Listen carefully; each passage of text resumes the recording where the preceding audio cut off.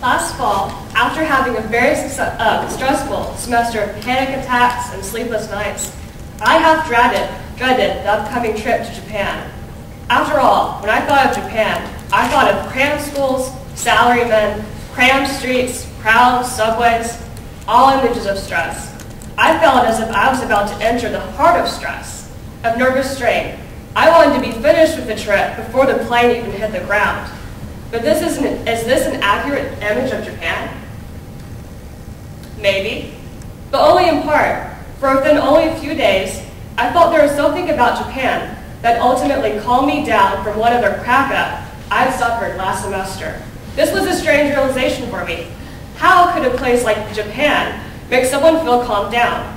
It was then I took a closer look at Japan and re-examined the assumptions that I had made.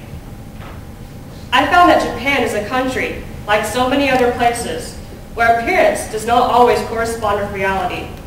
While I saw the crowded streets full of people running around in work and school uniforms at all hours, I sensed something else. Ironically, the first place I sensed this was in the Tokyo subway station. This system is important because parking in a place like Tokyo is so expensive and so rare that everyone, even the celebrities and the government officials, rides the subway. And since not many people live in the heart of Tokyo, many commute to and from work for about an hour each way. In other words, the Japanese are on the subway for about 2 hours a day. That sounds horrible, right? The truth is that the crowds existed, but the rowdiness of the crowd was gone. My friend told me that the difference she saw between China and Japan was that in China, she had gotten used to fighting for her seat, while in Japan, she learned to wait in a single line, as the Japanese do, enter the car, and then find that there was still an empty seat, and yet people were still standing. The striking thing to me, though, was the silence that pervaded the subway cars. Within one of the first moments, I found myself embarrassed when I opened my mouth to speak, because I had broken that meditative silence. I sat there with my mouth open like a dumb man's. Though the car was completely crowded, chatter and noise did not exist. The only sound was the clinking of the car every now and then as we approached the next station, and the occasional intercom message telling us where we were approaching. That was all. There was even a sign on the window in every car showing a person talking on a cell phone. It read, "Please do it at home." This seemed like a big deal to me because the silent subway rides may be the time that the Japanese have to distress themselves, for they are surrounded by figures in suits and uniforms who, like them, have the heavy workload, but who, like them, have that silence. The subway rides were transformed into something very like ritual. The subway system may be an apt metaphor for how Japan is in general. Japan became a place that, for all of its crowds and stress, gave one a sense of peace, calm, and comfort.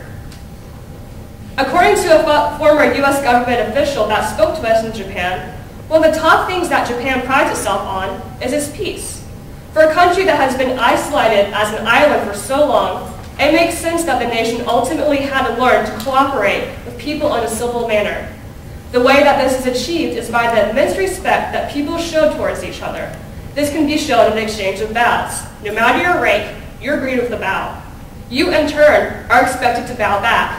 In this small gesture, a sense of polite expectation and decency between two or more people begins.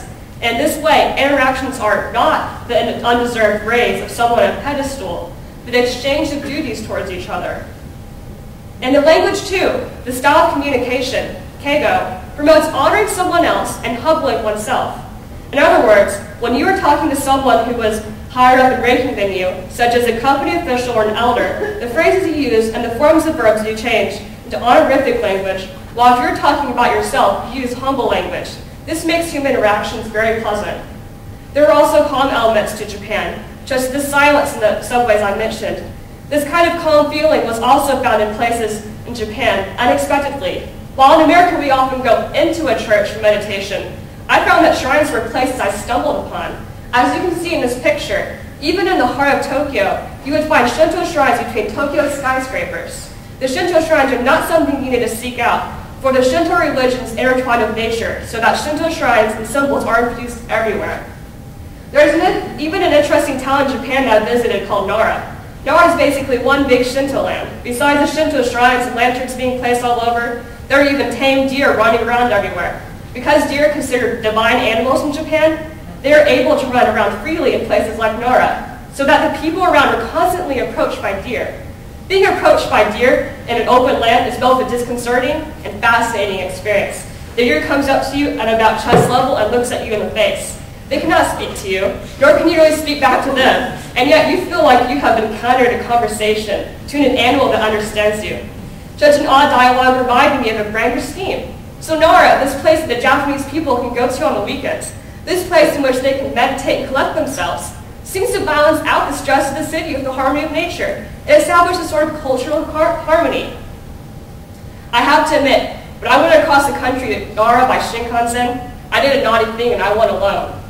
This statement might worry you, but the Japanese people, who are so aware of other people and other people's opinions of them, almost never hurt other people.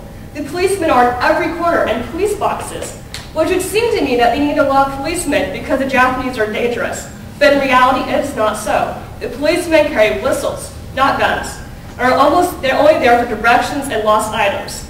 You get the sense that the other people care about you, not that they're out to get you.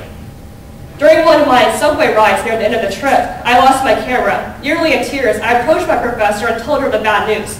She said it'd probably be found not to worry about it. I thought this was a strange response, but nevertheless contacted the subway station, told them in vague terms the tracks that I thought I went on, and about what time I took them. A few hours later, they called me and told me they found my camera. I was so excited that the person on the other line asked me if I was okay. I later learned that the police average about 90% return rate for lost items. They don't steal there. So if you don't have that anxiety of pickpocketing or dangerous people, it gives you one less worry.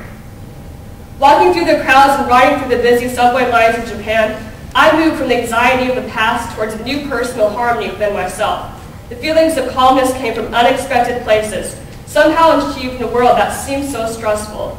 It is my great hope that if you attend to your own world carefully, you will somewhere catch sight of such unforeseen harmony and peace. Mysteriously, serenity may be found anywhere.